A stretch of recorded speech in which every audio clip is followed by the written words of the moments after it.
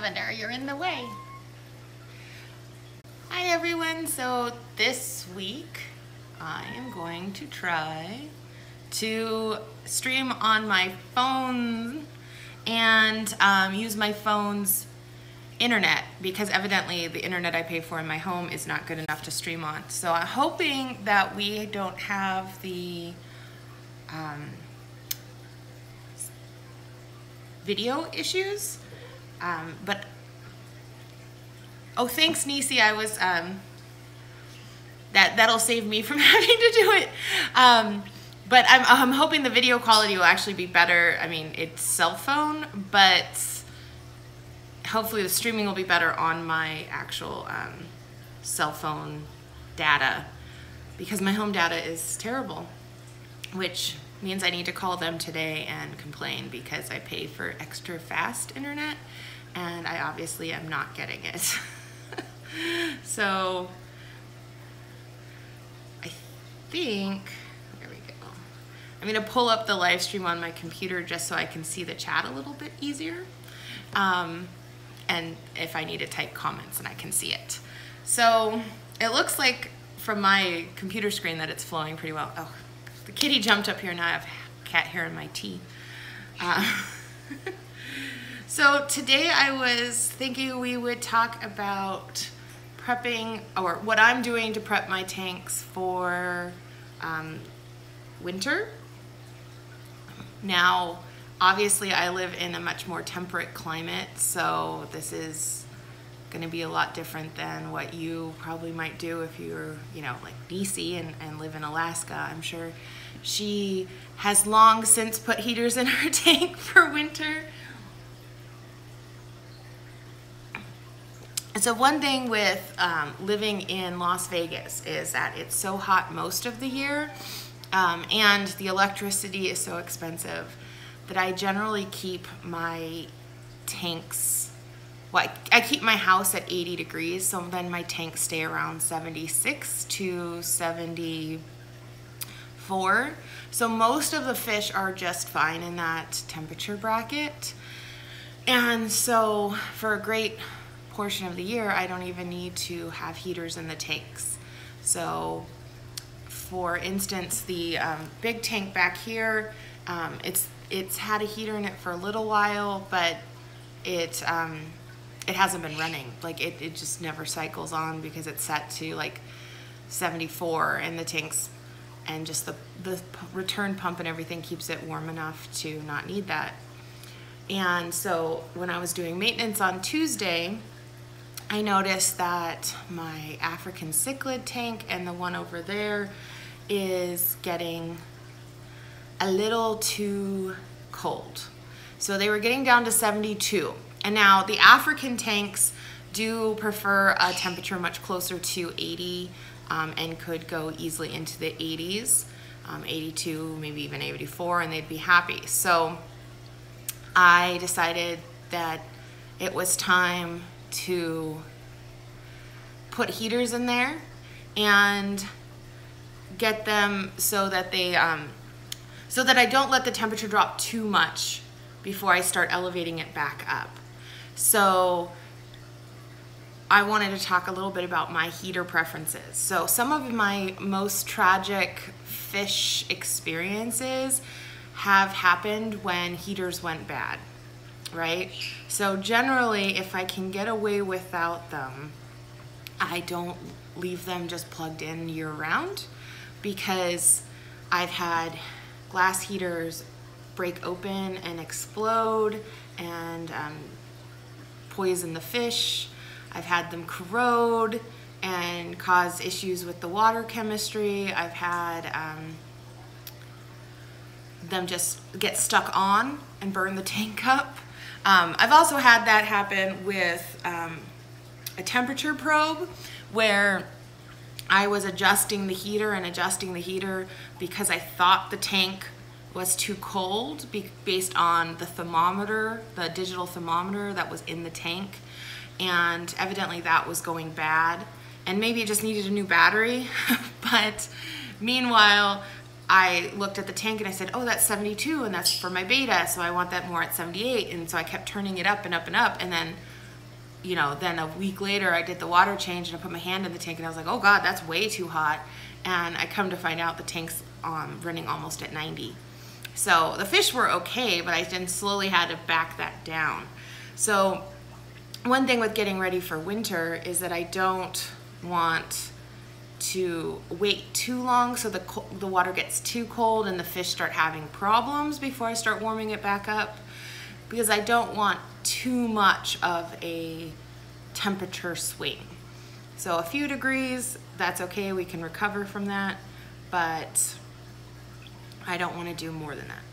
So some of those, like I said, some of the major issues I've had with tragedy in my fish tanks were from heaters going bad. So one thing I like to do, and it's preventative and it costs money, but I like to buy new heaters on a fairly regular basis. So like every 2 to 3 years I'll replace a heater in a tank, just because I'd rather buy, you know, a brand new heater. I don't know if I still have the box from the one I just ordered. But let's just say, okay, this one came out of my 5-gallon. It hasn't got put back in yet. Excuse the reach. So this little heater costs $30. That whole tank costs a lot more to replace, right? So if I spend $30 every 3 years on a new heater for my 40-gallon, it's not scary expensive, like, and I can stagger it, you know, buy a couple each year. And that's one reason we want to keep notes on what we're doing in our tanks. And this way we're just ensured that we're not going to have a catastrophe, because there's nothing worse than, you know, leaving to visit family on Christmas and then coming back to a tank that's, the heater's just not turned on at all and they're froze, or they're turned on and never turned off and they're boiled. And I know I'm not alone. I know there's a lot of fish keepers out there that have had heater problems. You know, Joey, the king of DIY, he lost his stingrays to heaters, and I mean, that's tragic. That's thousands of dollars of fish and their beloved pets. Corvus Oshkin, he lost his crystal red colony to a heater issue. So, you know, those, it's prevalent, and why not try to avoid that? So again, I mean, I'm kind of lucky, or not, however you look at it, that in the summer I keep my house at 80 because that's miserable, but it also allows me not to have to worry about heating the tanks during summer. And then just now, as it's starting to cool off, and I use cool loosely here because it's like 74, and of course all the native Las Vegians, I don't know how they even say that, they all think it's freezing and they've got their winter wear out, and it's like 78 of the high of 78, and I'm just like, you're all wusses. Because I just moved from Washington State, so we actually did have winter. It snowed there last weekend, and I really miss snow. So Nisi says, my betas are the only fish I worry about heating. We keep coldish watered fish. Yeah, so I mean, that's really, I mean, that's smart, Nisi, because, you know, if you keep mostly cold water goldfish and those sort of, you know, goodeids and that sort of thing, you don't have to worry so much. Now, if I was to keep those type of fish, I would be in a panic in the summer because I couldn't keep my water cold enough. I actually was thinking about, like, my backyard, I could put in a little, you know, Japanese style little pond tub type thing, but I was like, it's 120 out there for 3 months. How would I keep that water, you know, below 90? I mean, they don't heat my community pool because it's plenty pleasant to jump into 90+ degree water.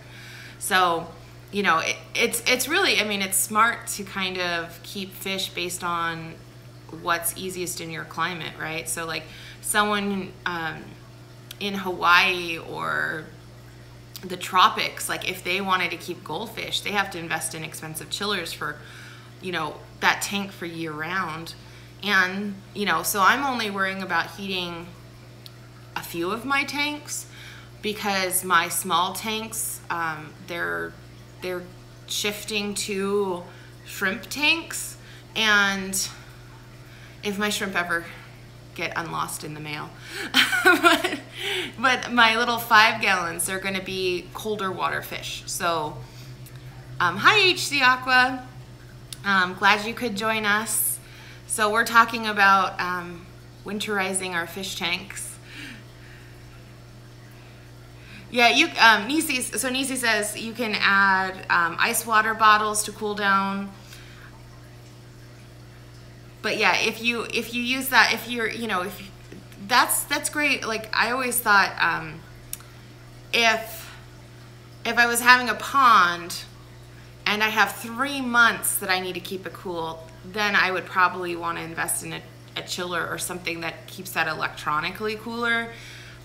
Just like if you do salt water and you get the big reefs, and then there's oftentimes you need to use a chiller to keep all the tech from overheating the water too much, or keeping it just at the exactly right temperature, because you want it really stable. You know, I think the ice water bottle method is great if you have a power outage and you need to do it for a few hours, or you need to do it for a few days. But to actually deal with like cycling frozen water bottles through my tank multiple times a day for months on end, I mean, I just think that would be crazy. I mean, crazy, like crazy for me. I don't have enough time. I mean, I work a 12-hour shift, so like what would I have to do? Like run home on my lunch break to swap frozen water bottles in the pond? I just don't think that would be practical. And it would give a lot of, you know, swings, because you put in a fresh frozen water bottle, it's going to cool down drastically, and then it's going to warm back up. And I can't imagine that being really all that great for your fish without being a stressor for them. But like I was saying, you know, what started this off was that I noticed my 55 was getting cool. It's actually funny because this one over here isn't too cold. All right, V-Stack, thanks for lurking. Yeah, I think it's things we don't talk about, you know, just like choosing, like we were talking a little bit earlier with, you know, Nisi lives in a colder environment, so she has colder fish, and then she only has to worry about her few tropicals to keep them warm. So another thing, because I don't think heaters are the most reliable things on the planet, I refuse to use glass heaters. The reason I had to order a new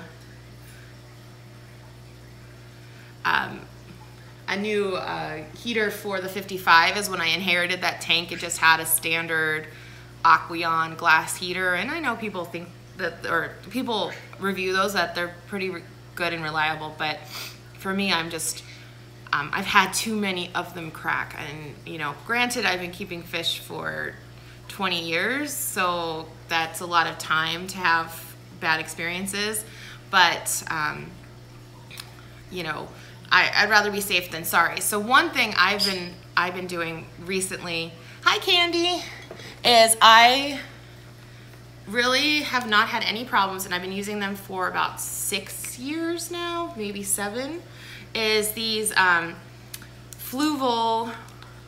Phenix titanium heaters. So first off, this can't crack. If something happens to this part, you know, it's going to be pretty catastrophic. You know, like some sort of welding issue would have had to come in place. Now this one's a little bit older, so it doesn't have the guard, and it's the smallest size that they sell. So I use these in my 5, 10, etc. This one's a 50 watt, so ideally 10 gallons. They unfortunately don't make a 25, which would be what I'd love for my little tanks. And they do have you know, a little bit better dial. And one thing, I don't know if this is gonna focus on it. I don't know if I can refocus it. One thing I noticed is they tend to be true to set. Like if I set it to 76, it's actually 76. And one problem I always had with the glass aquariums or the glass heaters was you'd set it, you'd put it in and you'd set it to like 76 and it would like heat it to 86, and then you had to like turn it all the way down to get it to 76, and then if you ever wanted to have it cooler, you couldn't, so the dials weren't as good. On a couple of my tanks, Nisi asked if I had any of the heater controllers. So I do have one on the 75, but I haven't invested on the other ones. I do, I mean, most of the time I deal with my tanks every day, so I have thermometers in every one of my tanks, plus I have my digital thermometer. So like I said, my little 5-gallon that I had the beta in back in Washington, that's the one where I had a bit of an issue because I was trusting the thermometer, but I wasn't double checking on it. So the heater was heatering. It was heatering properly. The heater was working properly, but the electronic thermometer was going bad. And so,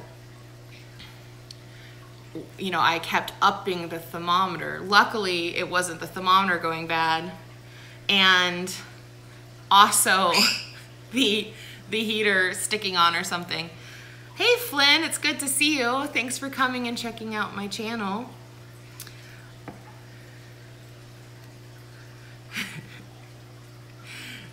Yeah, you know, Candy, it's like after a week of teaching school, like I can't talk real words anymore. It's like my adulting is done for the week. Plus, I haven't finished my first cup of caffeine yet, so I mean. So what kind of thermometers do I use? And Nisi's asking. So I have several different types, and some of it just depends on the tanks.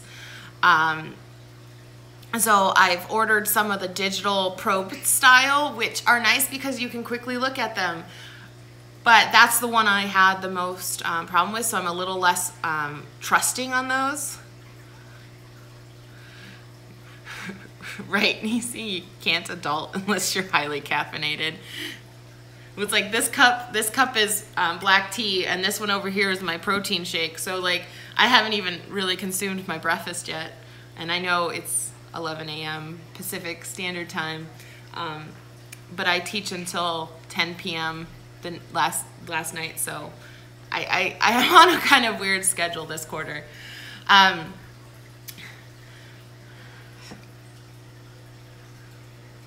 Yes, Flynn, I have a black cap conure, and yeah, he's in the background of all my videos. Actually, last live stream I brought him out so you guys could meet him. He's being ornery right now because he's pinning, which means their feathers are coming in, which you probably know, but for everyone else, and so he's extra cranky, but he does like to chatter when I'm chattering. And then what's really funny is if I play videos back when I'm proofing for my normal weekly edited video, he'll talk to himself talking, which is hilarious.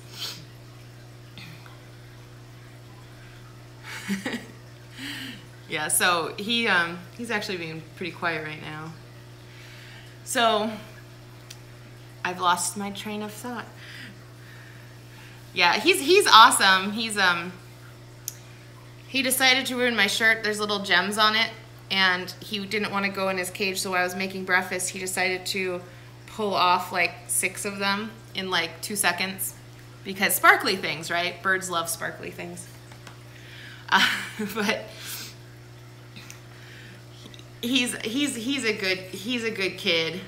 He likes the sound of running water. I don't know if your cockatiel does this, but he like sings when I'm doing water changes. He just loves the running water sound.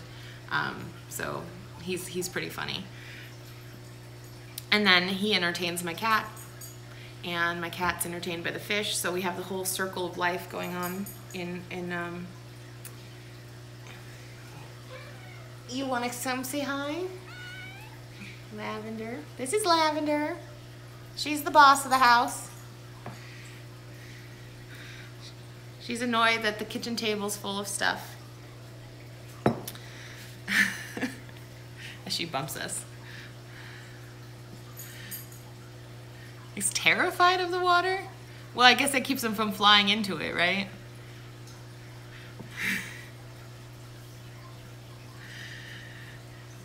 Yeah, Candy, Lavender actually came with her name, so I adopted her, and she was, but it just was so fitting, and then it's such a pretty name, so we kept it. And she's the queen bee. Plus, it's a good color for her. She's gray and champagne colored, so she works well with the blue tones.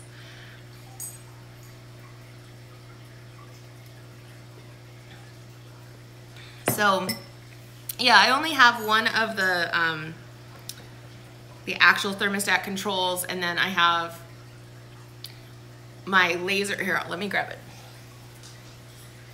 So I ordered this. It's Electric City. It's a digital temperature reader, which is cool for cooking if you need to know how hot your pan is, but it also works really well for the fish tanks. So the only thing you have to be careful of is I have one tank where the light shines right here, and I have to make sure that I'm metering the side that the light's not directly shining on, because it'll catch the radiation of the light itself. But this costs like less than $20. I actually saw it, Steamfot ordered it and said he was going to do a review, but I don't think he ever did. But it's worked great. And so what I've learned with the last thermometer issue is always test multiple different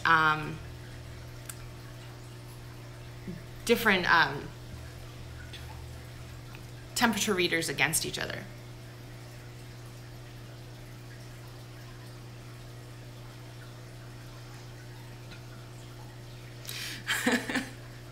So what's really nice about this is if I have oh, Nisi, I did that too. I have extra though, so. But honestly, I think most of the tank water is probably cleaner than other things. That's hilarious. But so I use this to double check that my other thermometers are working. So what's easy is I can run around and I can test all tanks really quickly, because it just reads out right on the back. There's a hold button if you want, like if you're at a weird angle and then you need to move it. But most of the time I can angle it so I can read really easily.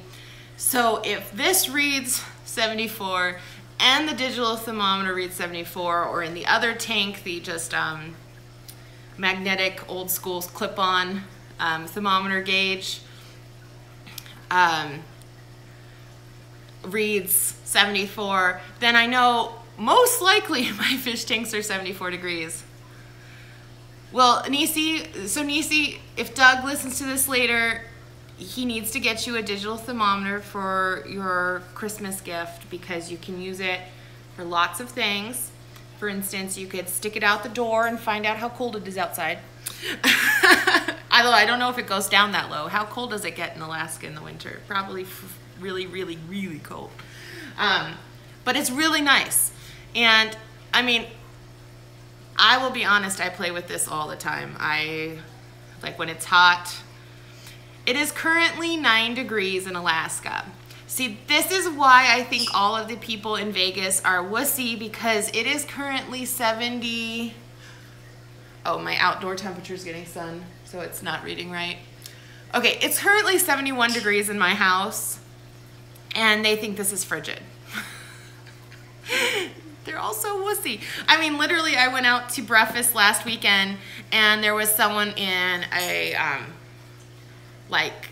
long underwear undershirt with the thick plaid work shirt over it and a coat, and they were wearing like jeans and Uggs, and I'm just like, it's 75 out.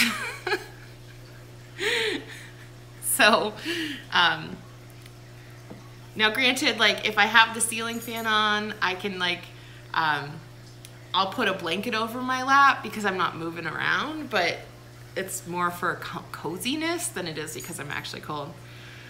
All right, Flynn, good luck setting up a new tank, I guess.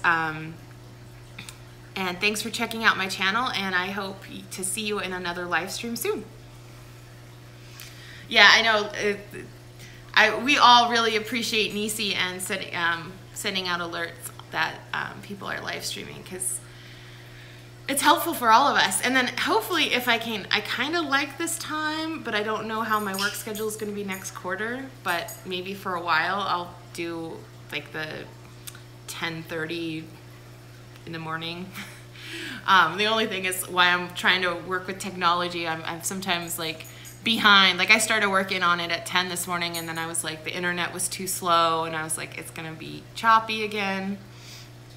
And I wanted to make sure that my video quality is improved. Like I know like last week I had it cool because I had the chat in the video and everything, but I'd rather you guys be able to actually like hear me without sounding like a robot than worry about like having it all super fancy. So I'd rather live stream with the phone than, plus now we're mobile. I could actually go to a tank and show you something.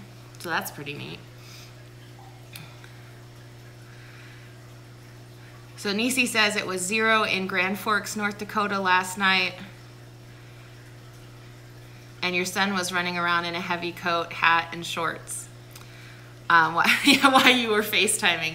Yeah, when I was in grad school in Pullman, Washington, there was actually a friend of mine who's the year ahead in grad who wore flip-flops all year long. Snow, rain, slush. And granted, it would only get down to maybe -10 at the very worst.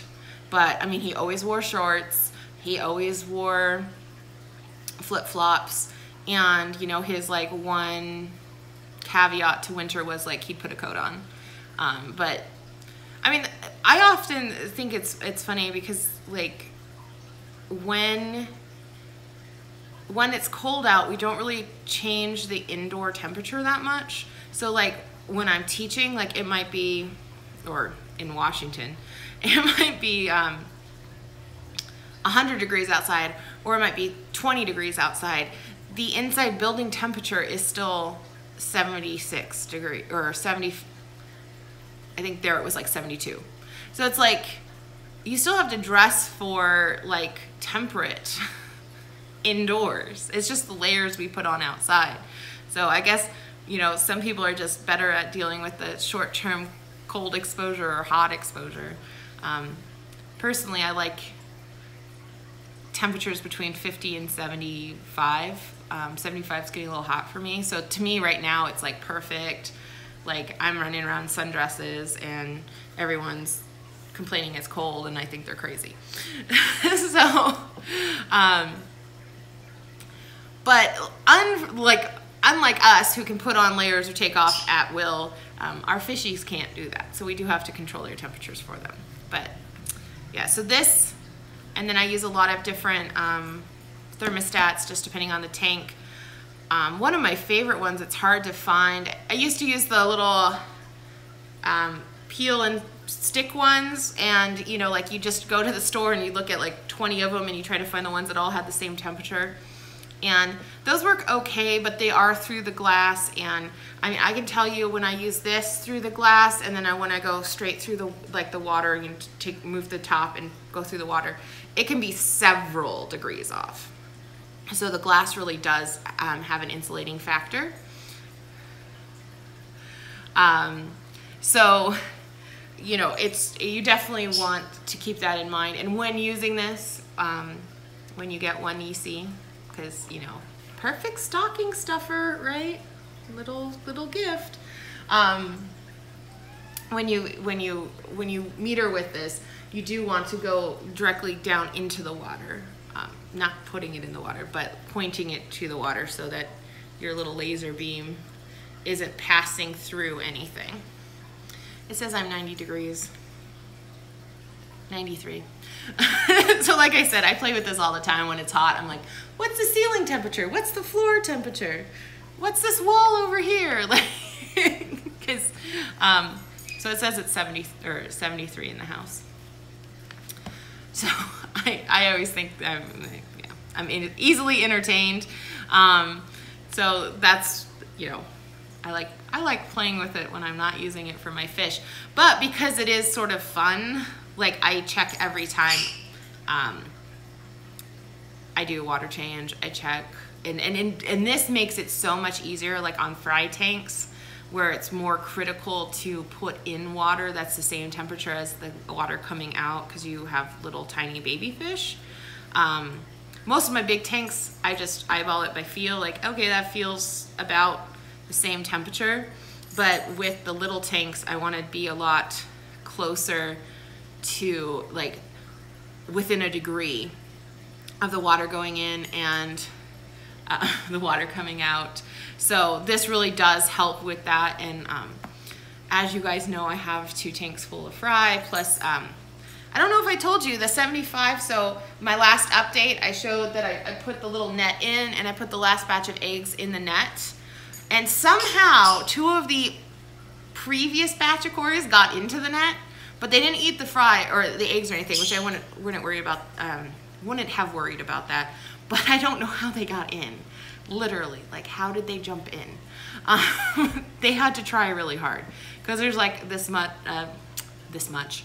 There's about a ½ an inch raise between the water level and the top of that thing to go over. But those eggs have hatched. I've seen at least like 4 or 5 baby, like the thread-sized babies. So there are definitely some in there. And so that seems to be working, and I've just been dropping in food. And what's neat is that the food that completely disintegrates goes through and then to the bottom of the tank, and then the other cories eat it. So there's not any buildup of uneaten food to cause ammonia issues or anything. So they seem to be doing okay. And I may just continue adding eggs to that as they get laid, and then pulling out the biggest ones and putting them back in the tank. But it seems to be working really well. So, I mean, technically I have 3 batch of young fish.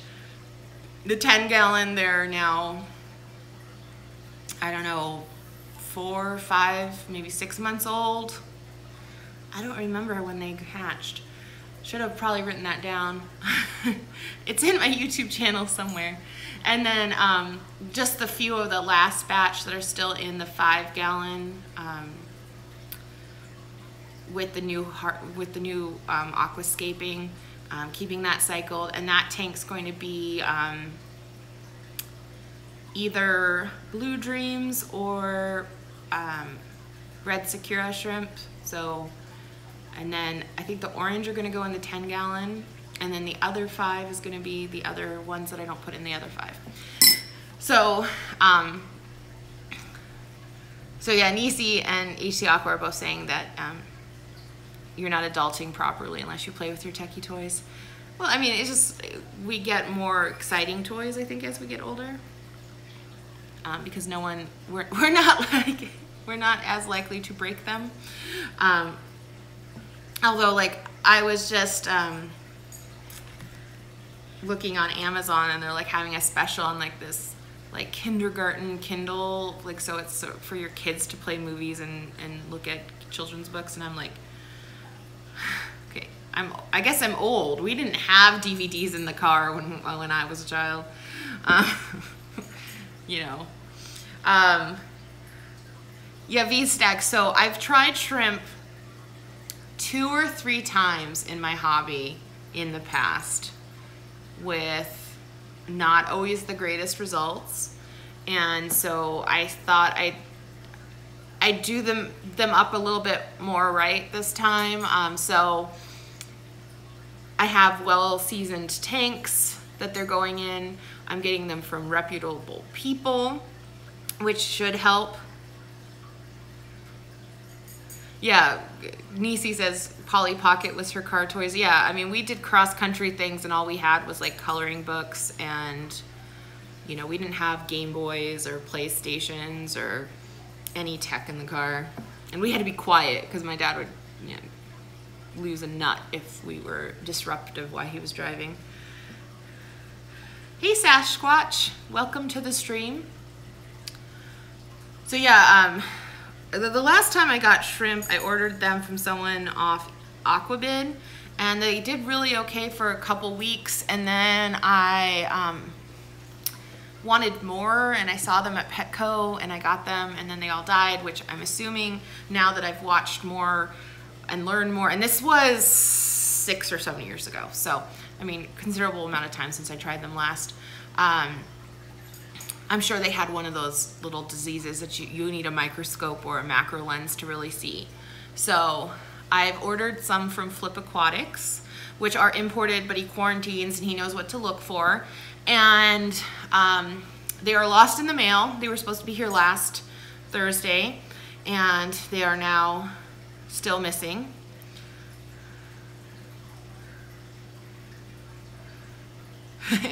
Sasquatch says he's getting a feeling that he's getting a shrimp addiction. I feel the same way. None yet, but it's all that you can think about. You know, I think anytime I get like that about a fish, I just have to try it. You know, the Shelleys were like that too. I had to have them. I had to have them, and I love them. I don't want to get rid of them. I'm not the kind of person that says, oh, I'm tired of this fish, I'll just send it to the fish store and get something new. Although let me tell you, there's so many things I could do with that 40 gallon. So many dreams that I need 40 gallons for, just haven't the space or time. Yeah, Flip Aquatics is, I really, so he has those little, they're like teeny tiny purple shrimp, and if anyone doesn't know this or can't tell by my hair color, purple is my favorite color, and I want purple shrimp really bad, but they're technically like a brackish water shrimp, which then I'm like, ooh, I could do brackish, and I could keep them, and I could keep, you know, this and that, and then I'm like, oh, with my dad, maybe I should just do shrimp or saltwater, because oh my god, I love the fire shrimp.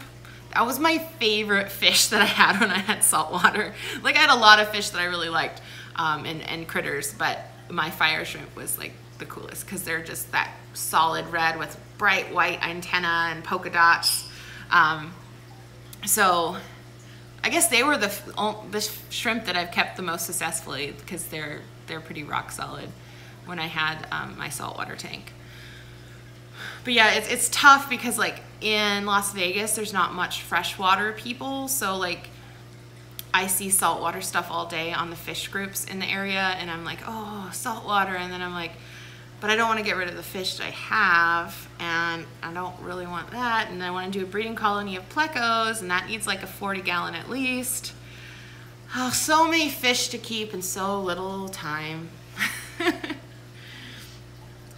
So HC Aqua has 4 strains of fish and 4 more on the way. You need more tanks. Ah!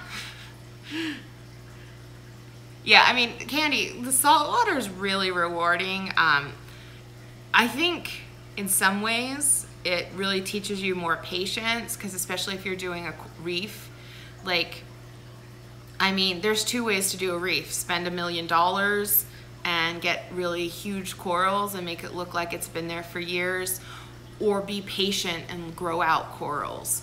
So, you know, it's rewarding in the fact that like every few months you can really see the growth of different things, you know, and the interaction of the animals is really different. Like, for instance, freshwater, it's really hard to find fish that inhabit that really top part of your tank. There's only a few species that really do that. And in saltwater, like, you can have the really tall vertical tanks because they'll inhabit anything around the rock structure. So you can have a lot more variety of fish. But yeah, patience is really key there. So I think that taught me to be like a little bit more patient on like doing things now, because it's like I really want to get those plecos, but I'm like, do I really want to set up a tank in my bedroom upstairs? Because not that I mean, I like having fish tanks in my bedroom. You know, half of these tanks were in my bedroom in my old place, but it means I need to carry the python upstairs to do water changes, and that's not going to happen because I have some boxes sitting on my stairs waiting to be carried up. So what would really honestly happen is I'd buy a second python to hook into my bathroom sink, but it doubles the amount of effort in one tank. Because like if I put another tank like between these two or under the 40-gallon, it really doesn't increase my water change effort much, but having to do one upstairs and downstairs, like that just seems like it's gonna quadruple the amount of work.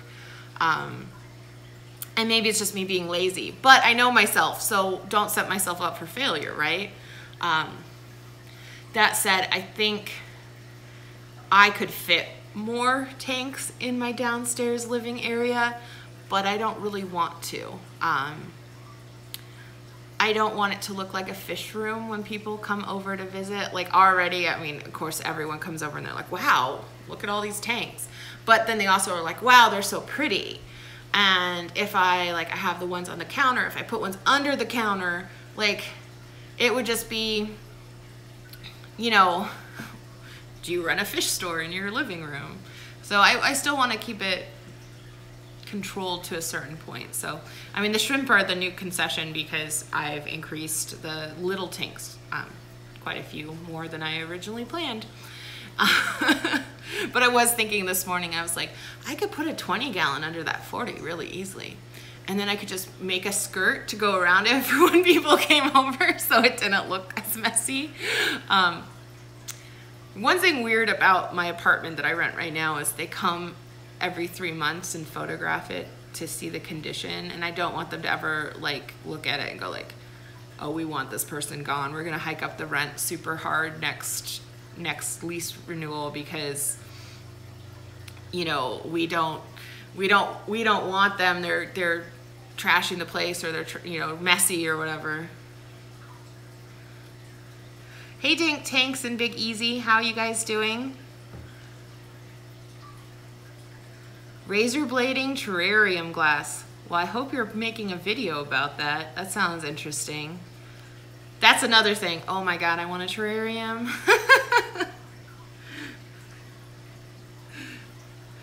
Well, see, Dink, the problem is they need to go upstairs. If they only needed to go downstairs, it would be easier. But they need to go upstairs. They need to go into the office. You know, I mean, I probably shouldn't be live streaming. I should probably be unpacking because now it's been like 3 months and I'm still got boxes everywhere. Less boxes, but there's still boxes everywhere.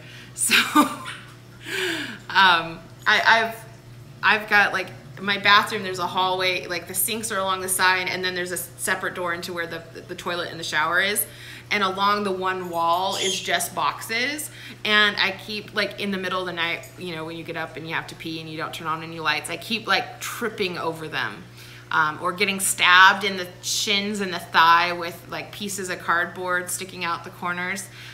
So I'm getting really randomly bruised just by not putting away stuff. But part of it is that I'm like, I don't have a space for this, so what am I supposed to do with it? But I need access to it. Which probably means I need to go buy a little shelving thing to put there, and then I can put the stuff on the shelves instead of in boxes below a window.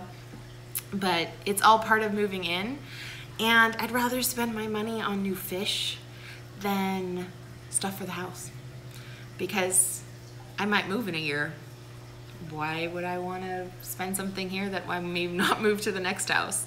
Now hopefully I won't move for a while. But if I do, you know, you never know what happens. So,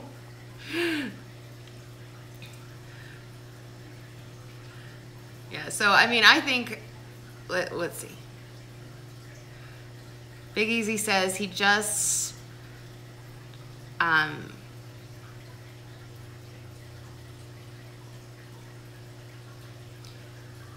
you just took some guppy fry out of your 20-gallon tank to put in 3 gallons so they'd grow faster and safer, yeah. You know, it's funny because like I don't pull every batch of Cory fry or Cory eggs that I get. I pull one about once a month, but I mean they lay at least twice, if not 3 times a month. And so those eggs that I don't pull, they do hatch. They just don't have near the survival rate. So every once in a while I'll see someone that's like, well, they're definitely not from one of the batches I've added in, or, you know, they're younger fry, but they're from different groups. And then they tend to, the ones that do survive tend to grow pretty robustly because obviously they're pretty smart little hunters. But the groups that I've added, that I've raised up to, you know, a few months old, and then put back in, they're doing great. They're really cute. I fed zucchini and I posted that. I posted my big albino bristlenose on the aquarium support group because, as you know, that's my favorite fish. I've had him since I moved up here. He was like the first fish I bought when I moved to the Pacific Northwest, and which I no longer live in the Pacific Northwest, but he's been with me since I bought him. So he was literally just the size of my fingernail plus a little tail. So like the first knuckle, you know, your tip of your thumb finger to your first knuckle, was like how big he was, long he was when I bought him. He was just a wee little fry. And now he's, I said like 4.5, but he's probably closer to 5 inches body, and then he's got, you know, good 3 inches of tail. And he's been through a lot. He's moved every time I have. And then we had the chula incident from hell. So the chula skeleton, he went into like it was a cave, but it wasn't hollow all the way through, so he couldn't just swim all the way through it. And when he tried to back out of it, his fins went out the holes, and his bristles, like his spiny bits, caught on the chula, and he was trapped in there for, you know, like I found him the next morning. He was trapped in there, and I had to literally rip the thing apart to get him out, and it just ripped his fins to shred and tore up his fins, and he had some scales missing, and I was super stressed out. That's one of my very early videos, actually. One of my early YouTube videos was that, my pleco emergency video. So I did show it. So I'm like super, like every time I see chula, I'm like, don't use that with your plecos.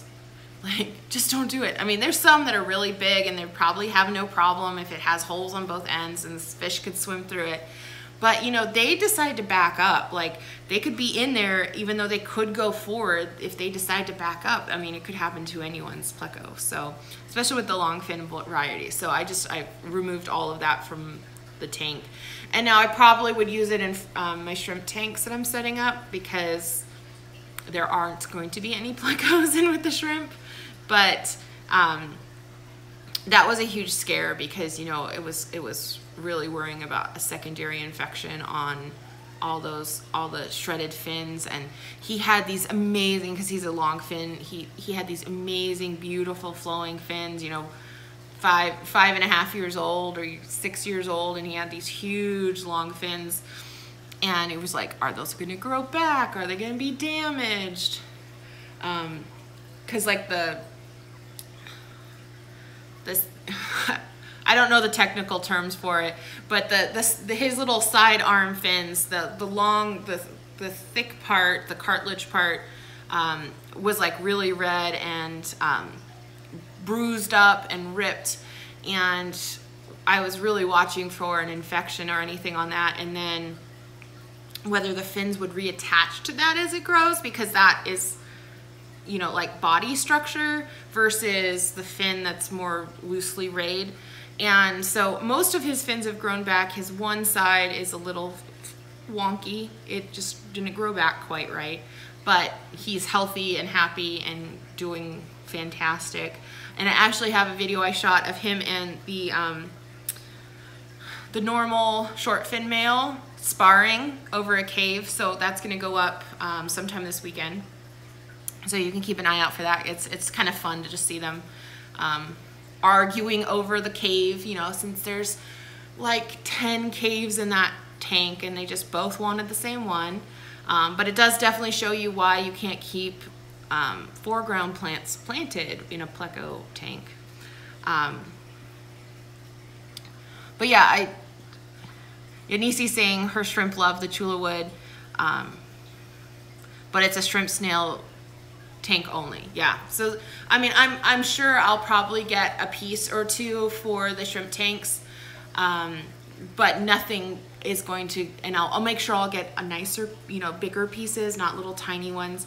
And part of that is, so if I buy them at the fish store, I can pick them out myself. If you order chula from Amazon or Aquabid, they're just sending you pieces, so you don't have that choice.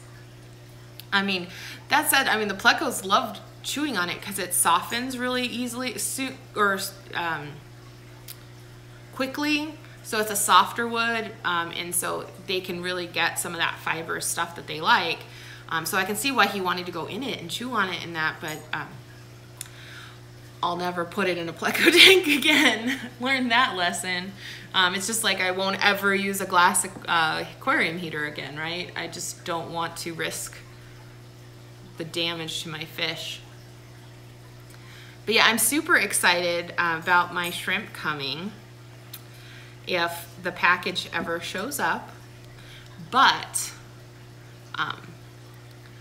I'm a patronizer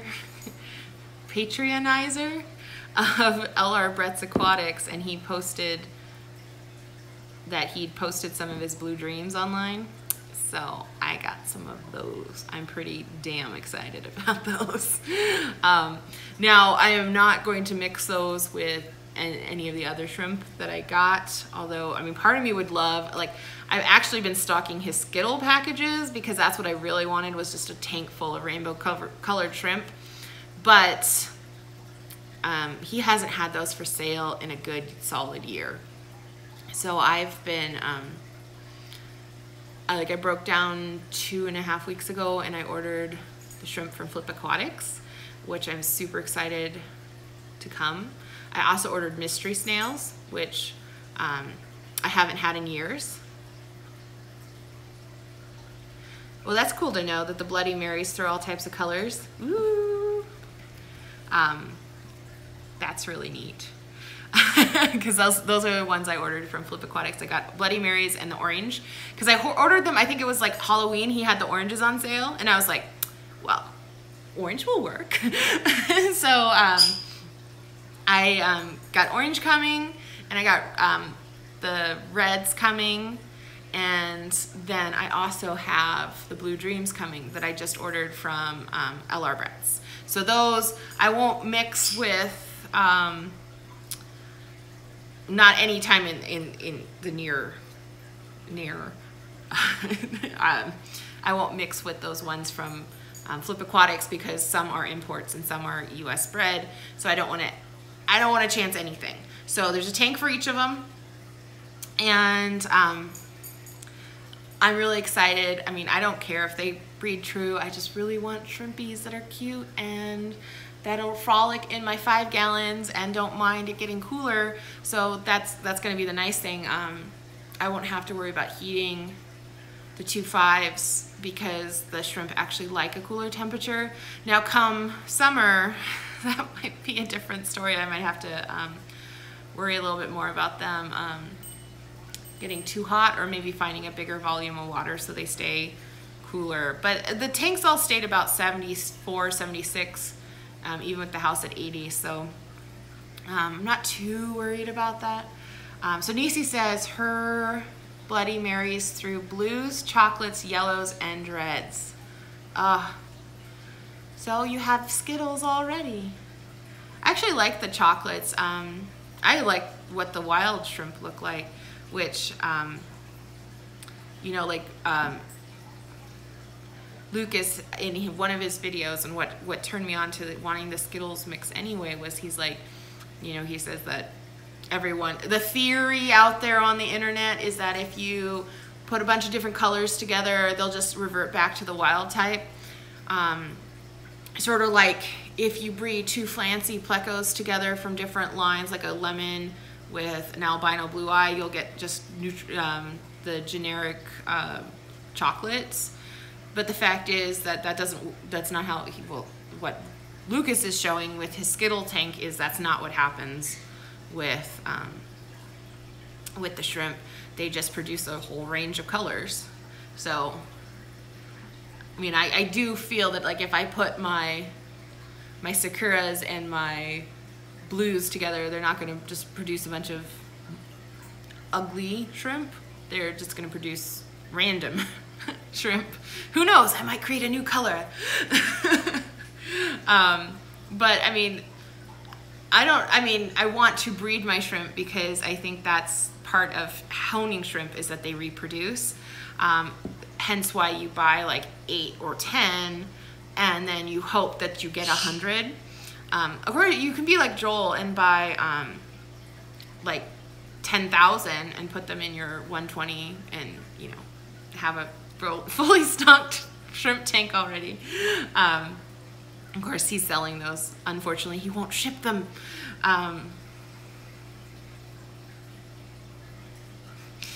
So Sasquatch says it sounds like his first group of shrimp is going to be Bloody Marys. Yeah, might as well, right? If they're going to throw all those fun colors. And now if you want to keep them true, then you just net out the ones of other colors and put them in a different tank, you know, because what's one more tank? And then you could keep that one line red by just pulling out the culls, basically.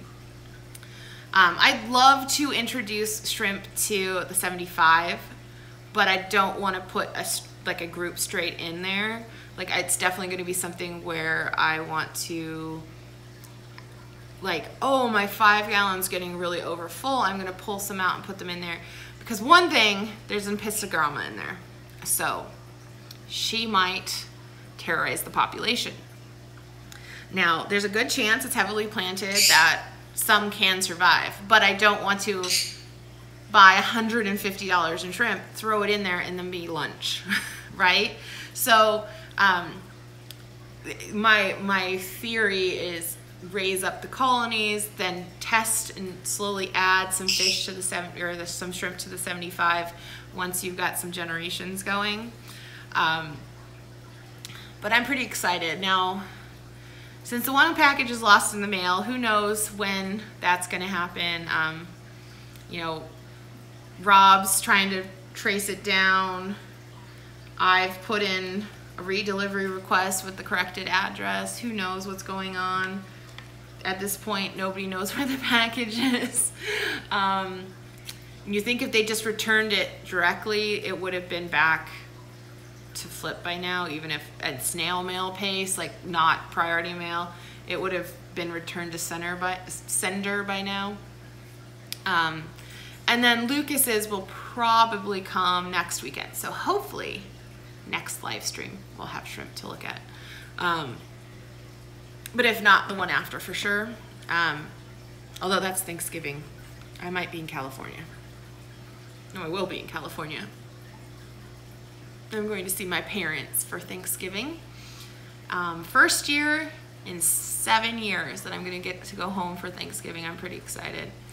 My mom's pretty excited too. So they're going to deep fry a turkey, and we're going to have non-leavened bread because I'm allergic to yeast. My mom's like, well, we'll just do clam chowder and homemade rolls, and I was like, so I don't really like clam chowder, and there's no reason to eat it if I can't eat the rolls. So, but we family tradition is homemade yeast rolls that we have this amazing family recipe for. They're kind of they're a sweetened or an enriched dough, so they, you know, they're sweetened. But no more yeast rolls for me. Although I did say I'm like half tempted to eat a bunch of food I'm allergic to, just take a giant dose of Benadryl and Pepto and then eat all the yummy Thanksgiving food and then just feel miserable for 2 days and then drive home and go back to work. But I think I'd rather feel good and actually get to spend time with the fams. So the fish will be alone for Thanksgiving, but the furry and the feathered generally travel with me. They're good travelers. So I don't know if this is gonna work, but I'm gonna try it. I wanna show you guys, since you've stuck this out, I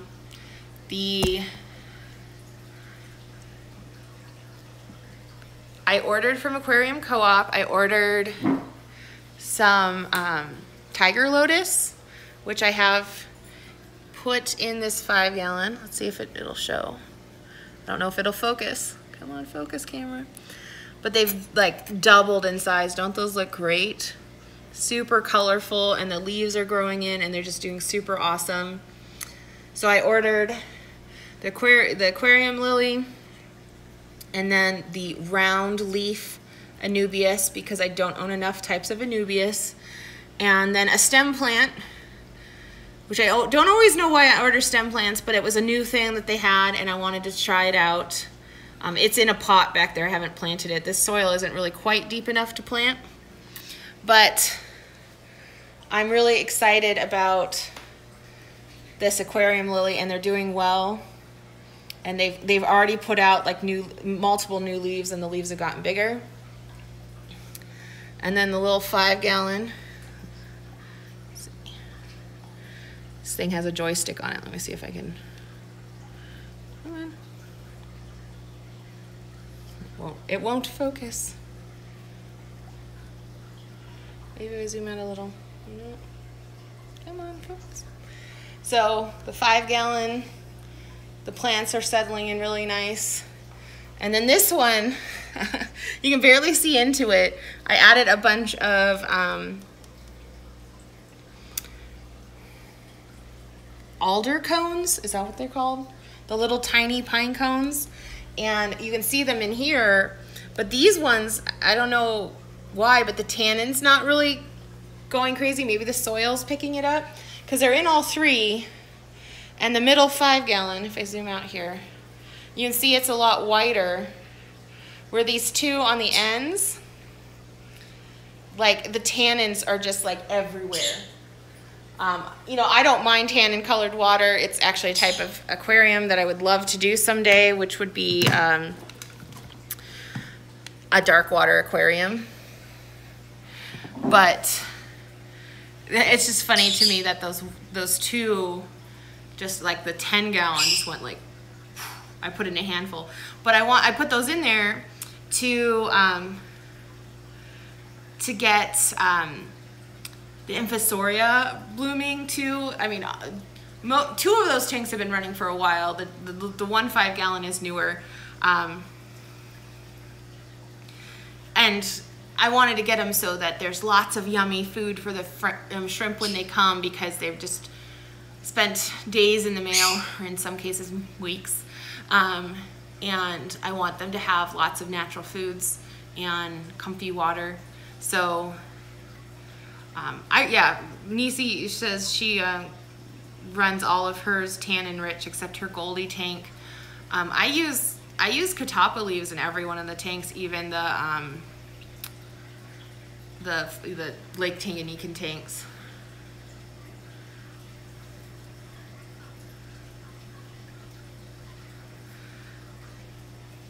So Candy says that she just ordered from Aquarium Co-op and got the medium light pack. Those are fun. I ordered I think it was the medium light or the intermediate plant pack or whatever it was. I think they've just changed the names a little bit. And it was so fun because it's like Christmas, like what plant did I get in this one? Or what did I get? And so my 10-gallon has most of those. And I got some plants that I didn't have before. But then you requested that they put the something in there that's purple. That's exciting. I think that might be that plant. Because, I mean, I was like, purple, I want a purple plant. Hi,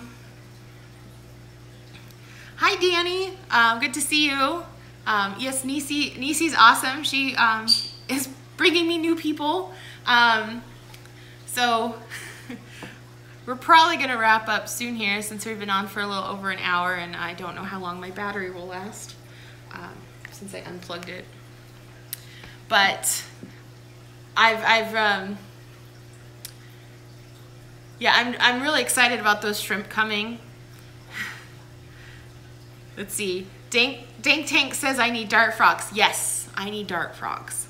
I want a beautiful terrarium with live plants up the back with all the like orchids and things. And I want the misting system so that it's all just beautiful and automated. And I want beautiful multicolored dart frogs or some sort of creature for it. After seeing all those, oh man, I'm so jealous of all you guys that got to go to the aquatic experience. I mean, some of us had to work. But I mean, I ate up all those videos and God, that chameleon was so cool. I was like, I want that setup and I want the chameleon for the top part and then I want to do the aquatic thing below. That would be so awesome. I mean, I can't own a tank that doesn't have plants in it. Hence why I have Lake Tanganyika with live plants. Now they're not aquascaped by any stretch of the imagination and nothing compared to those gorgeous aquascapes at Aquatic Experience. I just use the plants to help make the environment better. And it works really nice with the Shelleys because if you have multiple groups, it helps break up line of sight. So they have their territories without as much bickering. Not that they really hurt each other, but it really does help their tanks. Okay, HC Aqua, have a great day, and I'll probably see you in one of tonight's streams.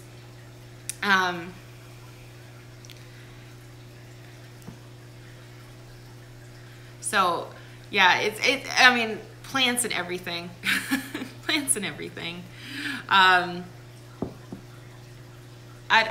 mean, I was like, okay, if I was setting up a 40-gallon for pleco breeding project, like I'd want to do, you know, I actually wouldn't mind a 55-gallon lowboy. That's a really cool tank to me. I'd really love to do something like that. I actually think that would be cool with like a Shelley species because it'd just be like, anyway. But if I had like a 40-gallon for a breeding project, I was like, I put low light on there because I have another light that's at 40-gallon footprint, but it's just a Marine Land LED, came on the 75 kit. I can't even imagine it lighting a 75-gallon. So I've thought about, it's like, oh, so it'd be a low light, but I'm like, I'd still put plants in it. I mean, they wouldn't grow great, but I would put some in there. Oh, a 50-gallon lowboy with shrimp. Oh, Nisi, that's an amazing idea. And then you could have like little different aquascapes with some hills over here and some mounds of rock, and over here some plants. Oh, that would be so cool. Yeah, that would work. Now you make me want one. I really like the deeper tanks too because they're fun to aquascape. I mean, the 40-gallon, to me, the 40-gallon breeder is really nice because you have that depth. Most of the standard size aquariums I feel are too shallow to really do like really interesting rock work. And then, well, Danny, I feel you. So this is my like 4th or something attempt at shrimp, and hopefully getting them from reputable people and having years of aquatic knowledge and not rushing the tank setup and everything will help them not die. I'm also ordering shrimp that can stand my really hard water because I refuse to do RO. And one of the things I think might have been the problem is I tried doing cherries when I lived in Washington, and my water was really soft. and I didn't add like crushed coral or anything. So I don't think the water was hard enough for them there. So hopefully the Neocaridinus species do well in my rock water. My well, it's not quite 500, it's 478 TDS water. And I'm really hopeful for the ones from LR Brett's because his water's really hard too, so they should be really used to that liquid rock kind of water. So, you know, don't give up, just try them again later. And then I'm hoping, and like I said, this is a journey, you're all gonna follow me on it, is that getting the shrimp from reputable people that have quarantined or bred them themselves. I'm not bringing anything that has some weird parasite or fungus or something, like if you got shrimp from the local fish store, or like Petco or something like that, because I'm pretty sure that's what happened to the last ones I got. The ones from Petco, they just had this thing and it caused their bodies to go white and they died.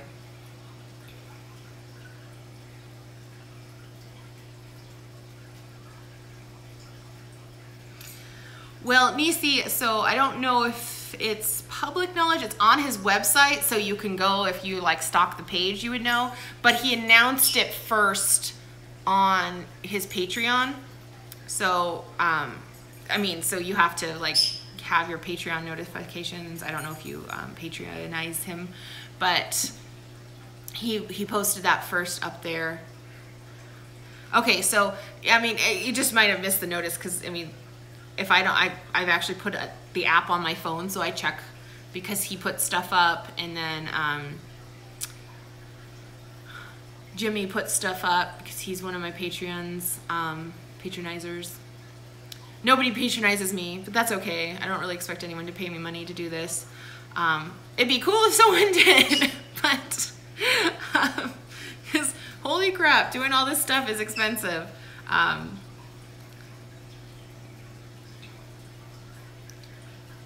The show had algae eaters that cost $2,000. Yeah, I believe it. Well, it's like those shrimp cocktails that they showed, and they were like $8,000 for like the shrimp in there. And now, granted, those are really expensive shrimp. That type of shrimp is crazy expensive. You notice I started with ones that were more reasonably priced, just because, you know, if I do lose them, it still's money, but it's not the end of the world. Yeah, Candy, I basically set it up when I started patronizing Joel, and then I've like fleshed it out a little bit because I was like bored last weekend and put stuff on there, but like actually put goals or whatever. My goal, 1 patronizer. But like I said, I don't expect people to pay me to do what I enjoy, and I enjoy talking to you guys. You're my friends.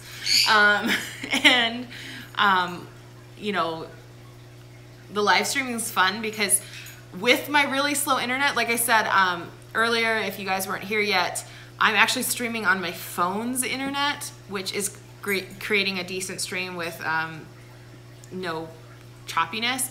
But my internet Wi-Fi I pay for, $50 a month for, works like terrible. It's like half the speed of my phone. So it means like if I stream from my computer, we get that really choppy, and the video's really choppy because it's just really bad connection. So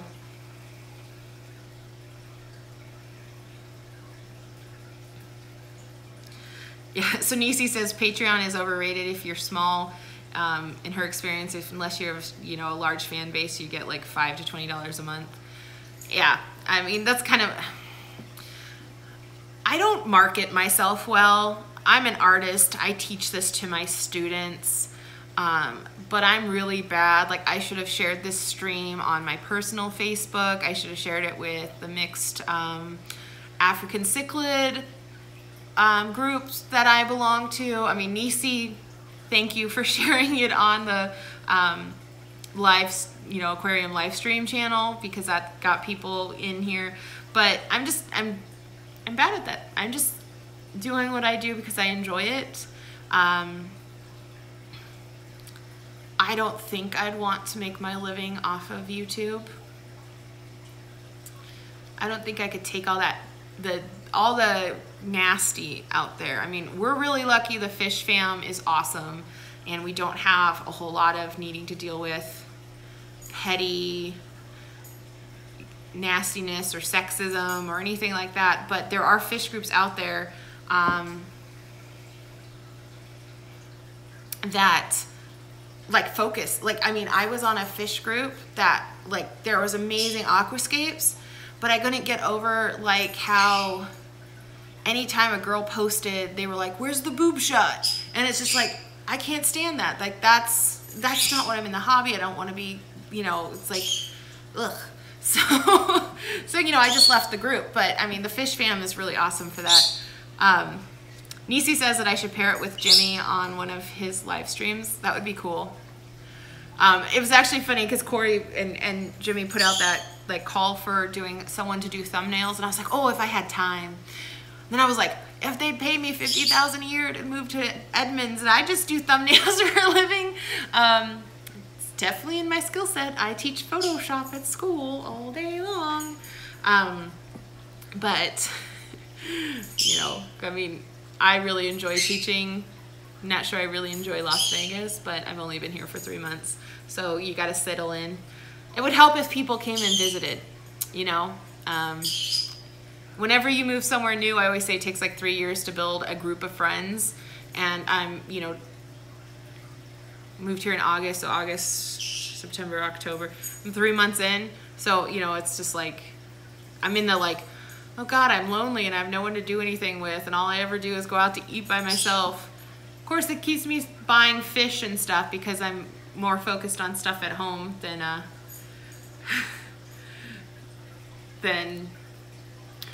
going out and doing things with people. But it is beautiful here. I mean, now that it's finally cooled off, I'm really excited. Next week I'm going to Red Rock for a photo shoot with my students. So 2 in 1, we're going to play in the desert and get to photograph, and I'm teaching class, which is awesome. So, but I need to like actually make an effort to go do a little bit more now that it's cool outside. When it's funny, Corey always says that, his business picks up a lot in winter.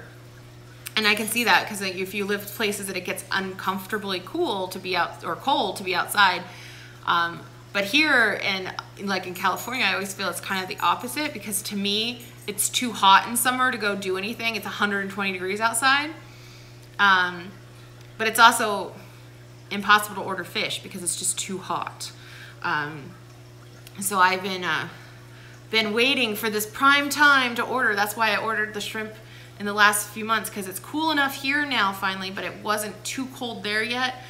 Pretty soon it's going to get too cold to really safely ship them from anywhere else. If I end up ordering some fish, I need to do it soon before it's freezing temperatures everywhere except here. People keep telling me it gets cold here, but I think like they think 50 is cold, or like frigid. They don't know what freezing feels like. So DC says, I've been here six years and I still not attached to the area. Yeah, 3 more years till your daughter goes to college, and then you have to follow her. So don't let her go in-state, right? Although, I mean, Alaska has some really great colleges. A couple of my friends have taught there and one did grad work there. One of the schools is really cool because it has like underground tunnels between buildings, because it's so cold. Like, it's easier to go below the surface than go above, which sounds crazy, but also like really smart to me. Yeah, I mean, I guess I'm lucky. I'm single. I don't have to worry about someone else's opinion or plans. It's cheaper to go out of state? That's crazy. Because generally, like, it's cheaper in-state. Although I did have the thing where, so I was a California resident, grew up in California. I did my community college there. I did my bachelor's there. And then I was looking for grad schools. The in-state tuition rate for California was 3 times more expensive than the out-of-state tuition rate for the Pacific Northwest, Oregon, Washington, Idaho.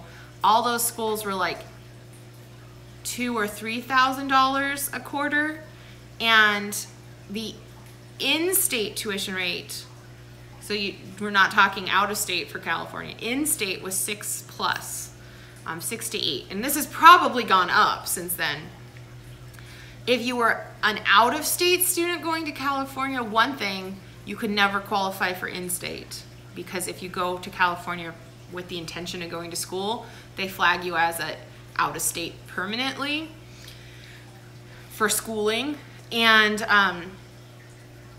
it's like $18,000 a year. It's just ridiculous. I can't imagine anyone being able to afford that, and yet people do. They come from the East Coast and go to like UCLA or Stanford or something like that, and you're just like, how could they afford that? Must be scholarships. But like in the Pacific Northwest, after living, like my first year was out of state, and then my second year of grad school was in-state, because a year from when you established residency, so I moved up there, got my driver's license a year from that date, I was considered in-state, and then it was a fraction of the price still. So yeah, I could see, but I guess maybe it's because, I don't know why Alaska would be so expensive. Maybe not as much funding from the government to finance in-state rates. But, you know, I think it's good for, especially kids that have grown up in Alaska, to go somewhere else. See some more of the world. I think it's good for anyone. Like, I mean, it's one reason why people were like, well, why didn't you go to school in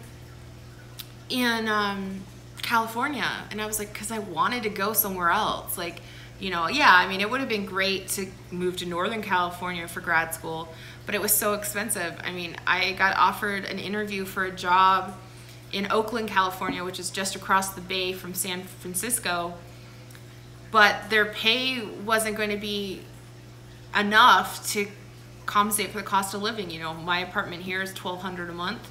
There, this apartment would be like $5,000 a month. And there's no way that pay was going to cover that inflation of cost of living.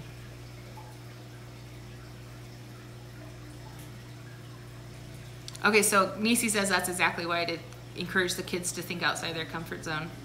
I had friends that moved to Alaska when I was a kid, and we were pen pals, you know, pre-email, for years, and she always thought it was funny because, you know, growing up in California, she was like, nobody cares about fashion here, it's just about being like comfortable and warm, and so I could see how like that would be maybe a shock, like growing up where it's like you don't care what your coat looks like and your shoes look like as long as they're functional, and then like moving to somewhere like New York or San Diego or LA or something and having to deal with like the idea of like the pressures of that. You know, I was talking to my students about like doing glamour shots and makeup, and like how important it is to have the makeup proper for the shots so that then the retouching isn't as bad. And yet it's like it came up to the talk, like and I referenced, I don't remember which talk it was, but one of the guys was saying like, yeah, if I don't shave, it was on one of the guys' streams, if I don't shave, it saves me like 5 minutes in the morning. And it's like, yeah, makeup takes an hour in the morning to do, and you hope you don't have to like majorly touch up all day. And it's like socially dictated that women need to wear makeup, even though, like, I mean, I'm not wearing makeup today, but I own some. I own a lot of it.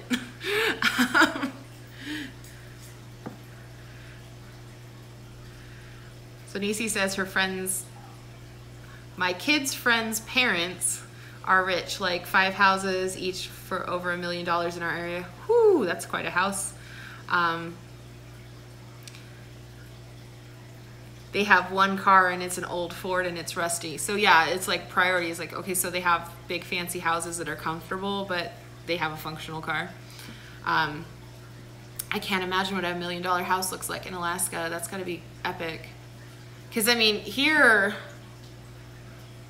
and like, there, I mean, there's obviously $1 million homes in Vegas. There's multi-million-dollar homes. There's a Seven Hills part where they're all like these estates. And it's not just one house. It's like a commune of homes plus the big mansion part, you know? So they're just huge. And I'm sure those cost, you know, $500 million probably. But yet at the same time, land isn't that expensive here in comparison. Although the lower end market's kind of really getting high. Not California prices, not, you know, New York prices, but it is kind of high for a middle of the desert, like no big job infrastructure type thing. You know, it's not like it's on a beach. You know, like San Francisco's got expensive because of the tech boom, but also because it's a lovely place to live. And I mean, I'm sure it's more lovely here if you're 21 and you like to gamble and party and go to concerts. But if you don't gamble, you don't drink, and you don't go to concerts, there's not a lot of stuff to do here. One of my students, she was retired military, and she said, you know, they were in DC. She was stationed in DC when her and her husband were 21, 22. And there's all those educational things. She's like, it'd be great to live there now when she has an 11-year-old, because there's all these beautiful museums. You know, you've got the Smithsonian and the Natural History Museum and all of that, and they have free days all the time, and there's lots of activities for children. And she says, now I have an 11-year-old, and she lives in Vegas, and she's like, this would have been much more interesting when I was 21, 22, when the interests would have aligned with the city, versus now there's not a lot of stuff. She says there's a few things to do for family things, but it's tough. Like, it's tough for me because I have no interest in going to bars, and I have no interest in going to the casinos downtown, and so that leaves very little social activities to do. And I mean, there's a few things, like there's food festivals and stuff, but it's like, again, more fun with someone where you can like buy 6 things and share versus going and like trying €1 truck at the Greek festival and not knowing and not getting to try everything else. But anyway, I guess we should probably wrap up. I know there's a few people still here, but you can just hear me bitch about Vegas for a while. But yeah, I mean, I'm sure it's like that anytime. I mean, it's like that for me every time I moved. When I first moved to Yakima, I hated it, and now it's like all my friends are there and I miss them, and that's annoying. And now the saving grace here is that my parents are 5 hours away, so I mean, I do get to go see them when I can. I actually had thought about driving down there this weekend, but I was like, I can wait till Thanksgiving. Although it seems like it's forever away, and then it'll be around the corner. But anyway, I will catch all of you guys later on live stream. I'm not sure if I'm gonna go to Joel's or if I'm going to go to Susan's. Susan was asking if I wanted to be on the panel, which would be kind of cool to do that, except I only get to see Joel's twice a week, so it's a tough decision, but I do have to make that at some point today. Oh, hi, Oki. I guess you were lurking in the background. But I'll be on one of the live streams later, and yeah, there's so many overlapping today. I kind of wish Susan had picked the hour before, and then I went Susan's, Joel's, to who's after Joel. There was Life with Pets and City Betas, or Charles Fish Tank. So I haven't seen Charles online in a while, and maybe my phone's just not been updating about, because he used to live stream all the time. So maybe he's got a break from school. Yeah, writing the live stream lineup made your brain hurt, I can imagine. And then of course Eller Brett's is Q&A tonight, which I'm sure is when he's going to announce that he has those blue dreams for sale. So I might have let the cat out of the bag. Yeah, Charles has been on a YouTube break.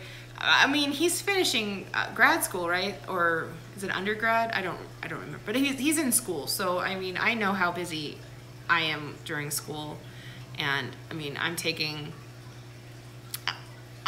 this time to de-stress and talk about things I like, where I don't have to worry about it. Oh, and Rob will be live at some point. So lots of people online. We need like a group calendar where you can put your time in. That's why I was like, I'll live stream in the morning. Nobody does that.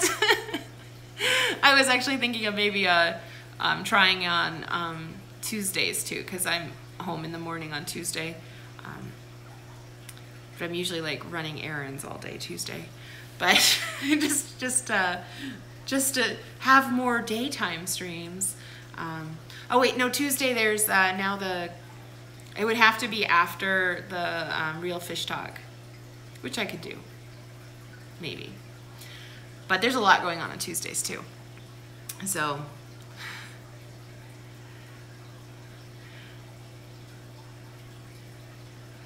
yeah, I think there's a way to set up community events. I don't know if other people can, but you could set them up so people could know that they're going. And just like Susan's group, she tagged us all to let us know that she was doing something. I think she has it on Tuesday as well, maybe. But yeah, so I mean, maybe there's a way to organize this. Maybe people don't care, but it's hard when like favorites overlap because you're like, but no, I can't listen to two of them at once. It's like trying to be in two conversations at once. I could do that when I was 18, but not so much anymore. I need to focus a little bit more. Yeah, in your experience, people don't care. Yeah, I can kind of see that. They're like, people will watch if they want to. But overall, I think today's live stream was a success. The video quality seems good, guys. You tell me in audio, because I'm not listening to it. I'm just seeing the playback on my screen over here. Awesome. Today was great. Perfect. Well, I will use my gimbal to my advantage since we now know this works. And the only sad thing is we can't put the live chat in the screen for playback. But I don't know how many people are going to listen to me on playback, honestly. You know, I mean, what is my subscriber count these days? Let's see. For my channel. Ooh, 74. Ooh, I'm almost at 75. Wow. Just a month ago, I was only at like 40. So we're growing, but I mean, I'm not monetized, and I don't ever plan on turning on monetization because I think it's more hassle, and I hate ads. I absolutely hate them. I pay for YouTube Red, so I never have to watch an ad, and it annoys me when I turn a YouTube tutorial on at my work because I have to see ads, and they're completely inappropriate for the classroom. Like, sometimes they're not. Sometimes they're Trojan commercials, which I think is inappropriate, but also appropriate for a bunch of college students. But like the ones for alcohol and stuff, and you're like, no, these students do not need to see more drinking commercials. So anyway, yeah, YouTube Red's for the win. I think if I had to choose between Netflix and YouTube Red, which I don't, luckily, I mean, I can afford both, but I would definitely pick YouTube Red over Netflix because I spend so much time online. All right, guys, so I'm going to sign off. It's been almost 100 minutes, whatever that makes in hours, hour and a half. And I'll see you guys later. Have a good evening. Bye.